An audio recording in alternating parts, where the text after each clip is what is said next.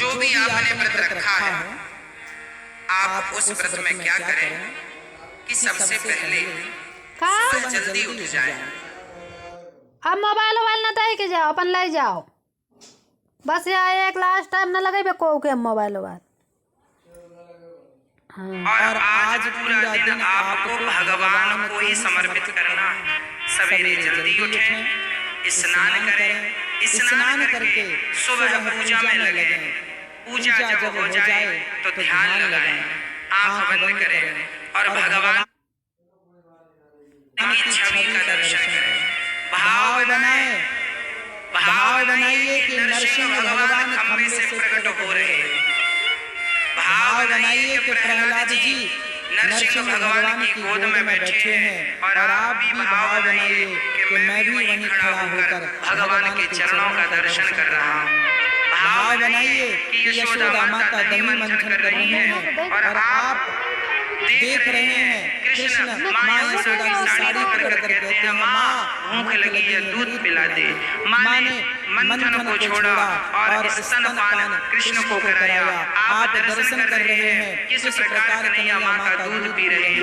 आप भाव बनाइए कि भगवान गोपियों के घर माखन लेने गए और प्रेम पूर्वक गोपियां गोद में बिठा बिठा के अपने हाथ से लाला को मक्खन खवा रही हैं। एक भाव बनाइए, मन को एकाग्र करिए और चित्त को साध कर भाव बनाइए कि हम कृष्ण की कृपा को महसूस कर रहे हैं, उनकी लीला का दर्शन कर रहे हैं। लीला कभी हुई थी त्रेता द्वापर युग में, आज आप त्रेता में चले जाइए और एक एक लीला का अपने इन आंखों से दर्शन करिए। भाव की एक इमेजिन करिए, एक भाव बनाइए, कल्पना कीजिए कि आप जब भगवान मिट्टी खाए, माँ ने कहा मुंह खोला, पूरा संसार नजर आया।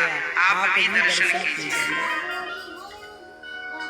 ज्यादा से ज्यादा ध्यान कीजिए, ज्यादा से ज्यादा भगवत चर्चा कीजिए, ज्यादा से ज्यादा कीर्तन कीजिए और कथा कीर्तन भजन में दान पुण्य में अपने घर बच्चों को बुलाओ, बच्चों को भोजन कराओ इस भाव से कि ये भगवान ही तुम्हारे घर आए हैं। बेटियां आए तो समझना कि तुम राधा रानी को खिला रहे हो और बालक आए तो समझना कि तुम मुरलीधर को ही खिला रहे हो।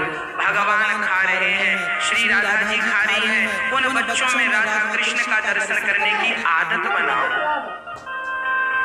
फिर भगवान का ही नाम जपो और लोगों के घर जाओ और वहां में कीर्तन करो। लोगों को अपने घर बुलाओ, आज व्रत है और व्रत है तो लोगों को बुलाओ, सारे लोग कीर्तन करो। फिर आपके पड़ोस में जो 10 घर 20 घर हैं, सबके घर कीर्तन करते करते अपने घर से ढोलक झांझ मजीरा लेते हुए कीर्तन करते हुए अपने गांव में, अपनी गली में, अपने मोहल्ले में घूमो और कीर्तन करते हुए सबको जोड़ो। तुम बच्चों को भी जोड़ो, बूढ़ों को भी जोड़ो, बेटियों को भी जोड़ो, माँ को भी जोड़ो, सबको जोड़ो और सारे लोग मिलजुल कर पूरे गांव में कीर्तन करो। घर घर जाके कीर्तन करो और घर घर जाके झोली फैलाओ और कहो कि यदि हमें कुछ देना है तो हमें कृष्ण नाम की भिक्षा दे दो। तुम भी इस नाम में सम्मिलित हो जाओ और हमें यही भिक्षा दो कि तुम कृष्ण का नाम जपोगे। यही तो भिक्षा है, यही तो पागलपन है, यही तो भक्ति का प्रचार है, यही तो भगवान को अच्छा लगता है। एकादश स्कंद पढ़ेंगे तो यही लिखा है कि तुम्हें ढोलक मजीरा लेकर गांव में निकल जाना है, नाम का प्रचार करना है, नाम सुनाना है, पागलों की तरह नाचना है, पागलों की तरह झूमना है और दुनियादारी क्या कहती है वो सब भूल कर भगवान नाम में लग जाओ। यही व्रत है। व्रत का अर्थ ये नहीं कि खा लिया और बढ़िया बर्फी खा ली, हलवा खा लिया आलू का, बादाम का और बस सो रहे हैं, पाँव पसारे। व्रत चल रहा, सो रहे, दिन भर सोया। व्रत के दिन सोना पाप है। व्रत के दिन तो कीर्तन हो, दिन भर भजन हो, दिन भर भगवान चर्चा हो आपके घर में, रोज हो। बस यही एकादशी। पहले के जमाने में संडे की छुट्टी नहीं होती थी, वो तो अंग्रेजों के द्वारा संडे की छुट्टी मिली। हमारे भारत में पहले एकादशी की छुट्टी हुआ करती थी। हाँ, पहले महीने में 2 छुट्टियां मिला करती थी। एकादशी की छुट्टी हुआ करती थी। क्यों?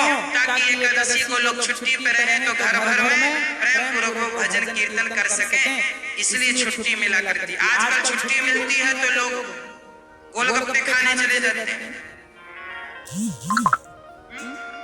छुट्टी का भी सदुपयोग नहीं करना जानते लोग। गोलगप्पे तो हर जन्म में मिलेंगे। तुम्हारे गोलगप्पे खाते समय जो गिर जाता है ना, उस पर भी चींटियां लग जाती हैं, उस पर भी चींटे लग जाते हैं। गोलगप्पे का स्वाद तो चींटी भी लेती है। तुम स्वाद लेने नहीं आए, तुम तो बच्ची जिंदगी को भगवान में लगाने आए हो। खाओ पियो, हम ये नहीं कहते कि अब खाना पीना बंद कर दो, ना खाओ, अपनी जिंदगी आनंद से जियो, परंतु भगवान को याद करके जियो।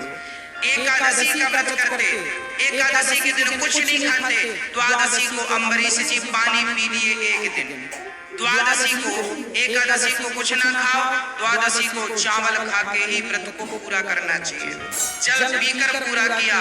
दुर्वासा जी आए, मुझे भोजन नहीं कराया। जल जटा को पटकती कृत्या प्रकट हुई, परंतु भगवान की कृपा से आज अम्बरीश ने प्रार्थना की। दुर्वासा जी की किसी ने रक्षा नहीं की।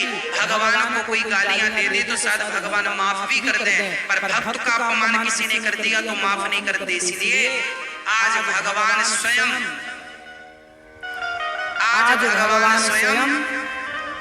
अम्बरीश से कह रहे हैं कि इनको माफ कर दो। माफ किया अम्बरीश ने और दुर्वासा जी का अहंकार मिटा। एकादशी की महिमा इस प्रसंग में बताई गई।